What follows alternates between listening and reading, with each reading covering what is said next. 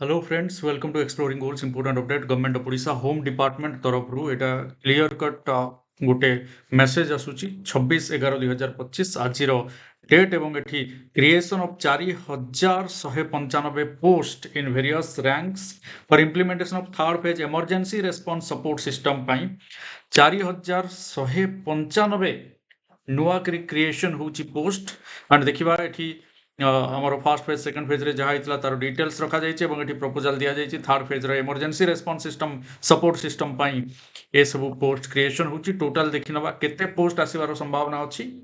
ये होची total 4195 जोथरु constable and सिपाही रहिबो 2699 सबुठु अधिका। तापर जो देखिबा ASI assistant sub inspector police जोटा कि 1349 सेमती सब इन्स्पेक्टर एसआई पोस्ट रहिबो 144 एवं हायर पोस्ट लेवल 13 11 12 रे दुईटी एवं गोटे पोस्ट।